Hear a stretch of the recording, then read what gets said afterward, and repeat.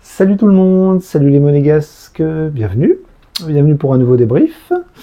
Alors aujourd'hui on va parler un petit peu de la 14e journée de Ligue 1, déjà, ça passe, et la réception de Toulouse. Alors comme vous le savez tous, on a passé une semaine catastrophique, avec deux défaites lourdes dans des matchs lourds, Benfica en Ligue des Champions et Marseille, alors dans des conditions un petit peu différentes les unes des autres, mais on avait vraiment vécu des scénarios de match compliqués, difficiles, avec des performances un peu en dessous de ce qu'on a l'habitude de voir d'habitude.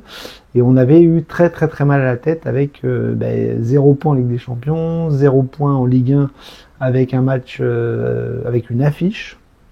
Et donc il fallait se remettre un petit peu la tête à l'endroit, la tête devant, les yeux en face des trous. Et Toulouse était une bonne opportunité parce que c'était une semaine sans Coupe d'Europe et il fallait absolument préparer la semaine qui arrive parce que là on renchaîne la Ligue des Champions avec une affiche, un match énorme contre Arsenal et après on ira à Reims. Mais il fallait penser à Toulouse, il fallait se reposer cette semaine et bien préparer le match pour repartir de l'avant. Le contexte était plutôt favorable parce qu'il n'y avait pas beaucoup de blessés, en tout cas jusqu'à la fin de semaine, parce que en fin de semaine, on a commencé à avoir une petite hécatombe, une petite catastrophe, avec Balogun qui s'est refait mal à l'épaule et qui est de nouveau blessé. Donc ça doit être la même blessure, donc c'est une rechute. Et le pire, c'était avec un groupe plutôt large en l'absence de Diatta et Balogun, à 1 heure du coup d'envoi, on a perdu 2 joueurs. Zakaria, pour ne pas changer, joueur fragile, joueur compliqué dans l'enchaînement des matchs. Donc Zakaria qui a ressenti une petite chose derrière la cuisse pendant l'échauffement. Et Magassa qui n'était pas là non plus. Et ça, j'ai pas compris, je sais pas ce qui s'est passé. J'ai pas lu d'informations là-dessus. Donc, une tuile, 2 tuiles, 3 tuiles en quelques jours avec l'absence de 3 joueurs. Mais bon, il a fallu faire une équipe et au milieu de terrain, on a dû mettre Camara et Matazo parce qu'il nous restait plus que ça. Et on a vu que Hutter a fait un petit peu tourner avec Majeki dans les buts, Singo Kerrer dans l'axe, Vanderson Caillot sur les côtés, ça c'est assez classique. Le milieu de terrain, donc comme je vous l'ai dit, Matazo, Camara, un peu inédit. Le trio offensif, Akliouche, Minamino, Golovin. Et devant, Ileni Kena avec un Mbolo sur le banc. Peut-être pour préparer le match d'Arsenal mercredi. Donc une équipe un petit peu remaniée, des absents, des tuiles, des bobos, des pépins physiques, des cadres absents. Et donc il fallait battre Toulouse pour quand même ne pas être ridicule et pour se remettre la tête à l'endroit. Et c'est fait. On a gagné 2-0 contre Toulouse dans un match compliqué, difficile, pourri, un vrai match de Ligue 1 bien dégueulasse. Mais on le sait, c'est le genre de petit match qu'il faut gagner pour pouvoir aller loin. Et Toulouse est venu, pas forcément pour défendre à tout prix, mais pour y mettre de l'impact physique, essayer de jouer en contre. Mais ça a été compliqué pour eux. Ça a été compliqué pour nous parce que globalement c'est une première mi-temps ratée dans l'efficacité, dans la finition. Des occasions de but, on en a plein, on les met pas. Et en deuxième mi-temps, ça a été un petit peu la même chose, mais on a réussi à mettre 2 buts. Donc c'est cool parce que on n'est pas resté sur ces 45 premières minutes où c'était vraiment très difficile. Et en deuxième mi-temps, ça a été compliqué encore, mais sur deux occasions, on a réussi à débloquer la rencontre avec un défenseur et avec un attaquant, en l'occurrence Mbolo. Donc première mi-temps, je vous l'ai dit, c'était un match compliqué. Monaco était pas très flamboyant. Monaco tombait un petit peu sur un mur toulousain. On avait du mal à se créer des occasions, mais quand on s'en créait, ça, en général, ça allait au bout. Mais il y avait toujours un poteau, une transversale, une tête à côté, un tir à côté, un défenseur toulousain qui contrait. On n'arrivait pas. On n'arrivait pas à finir, on n'arrivait pas à être vraiment tueur devant le but, à l'image d'Ileni Kena qui se crée des occasions et qui les met pas. Soit il est hors jeu, soit il tire sur la barre, soit il rate.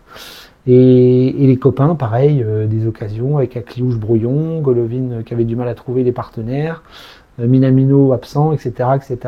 Donc je trouve que dans cette première mi-temps, il y a plus un travail défensif, pas flamboyant mais intéressant, avec un milieu de terrain qui se bat pour essayer de contrer les Toulousains.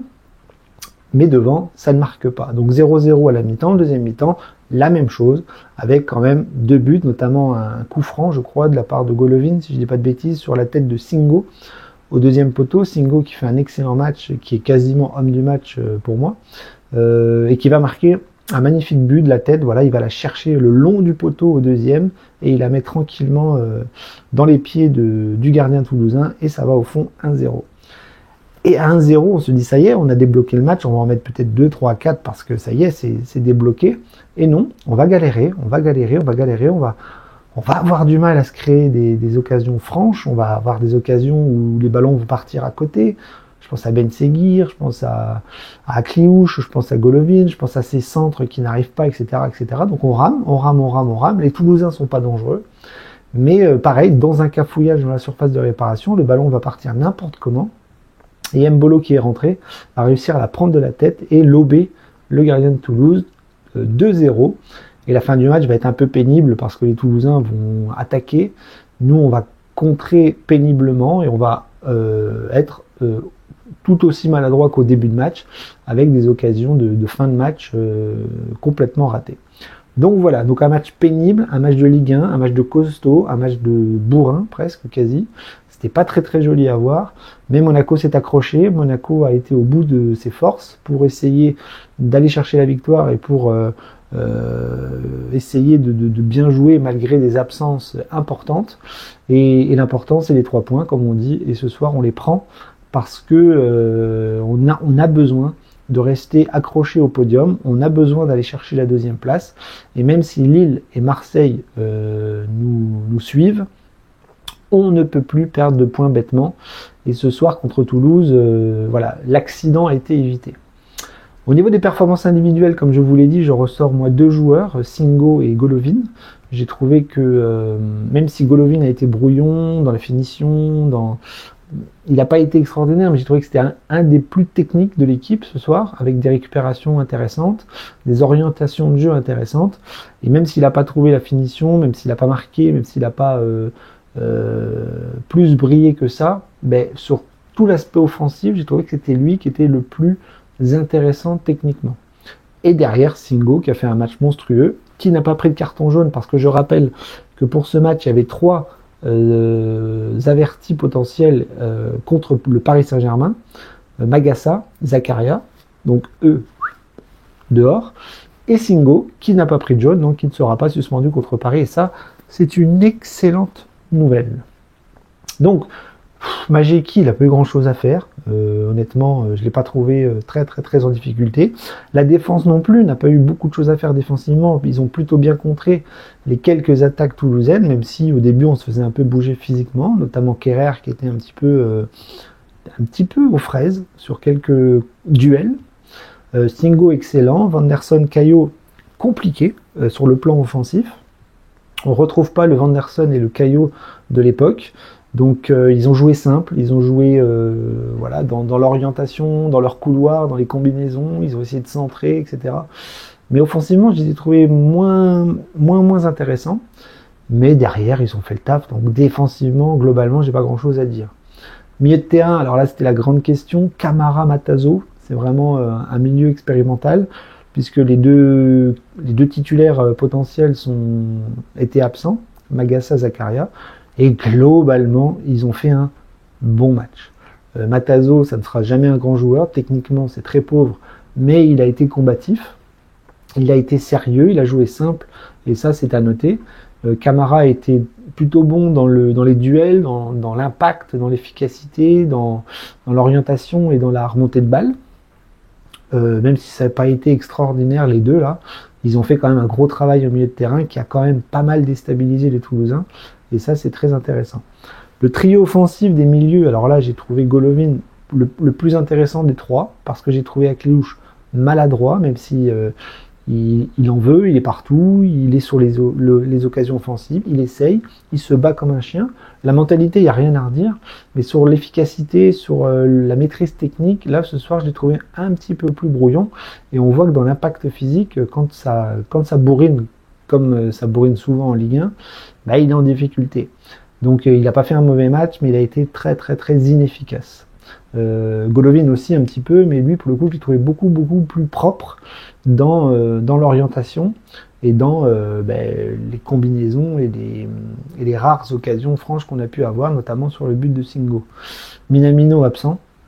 Lui, on est en train de le perdre, de le reperdre, parce que Minamino a fait une première saison à Monaco catastrophique. La deuxième saison a été meilleure. Et là, on est en train de le retrouver, le Minamino, qui n'est plus impactant, qui se fait bouger, qui se fait plomber, qui se fait violemment bouger sur les phases, sur les duels, sur les phases un peu physiques comme ça. Et dès qu'il a le ballon, il la perd ou il la donne mal. Donc Minamino, pas bon du tout.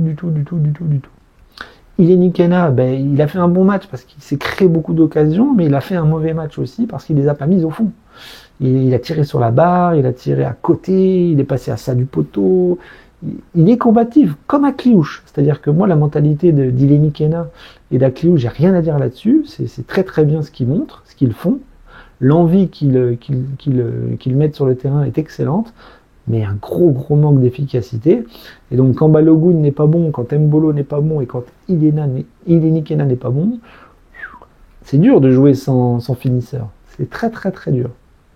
Donc, bon, à la mi-temps, j'avais envie de dire, soyons optimistes, il va réussir, il va marquer, et non, il est sorti. C'était Mbolo qui a marqué en rentrant, avec Singo qui a fait le taf pour ouvrir le score.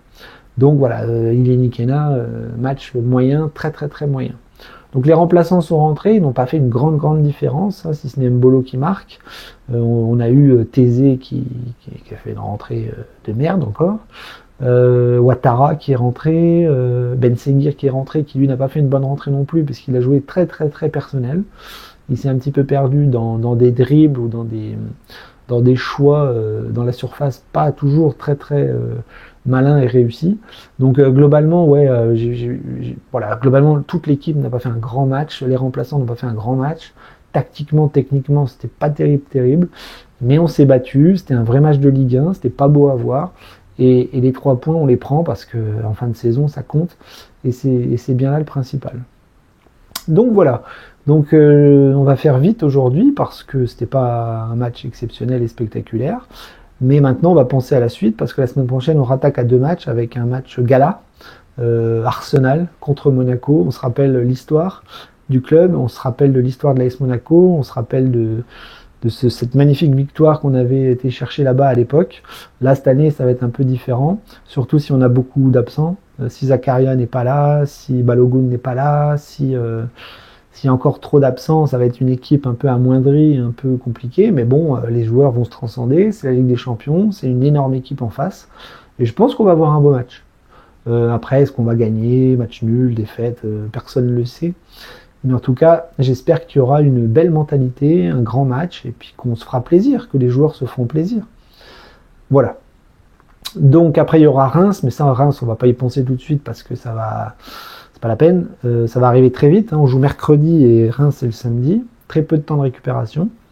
Donc c'est pas grave, on fera jouer les remplaçants, on fera tourner, et puis on verra ce qui se passe. Mais en tout cas, voilà, là, on va penser à Arsenal, et on espère prendre beaucoup de plaisir.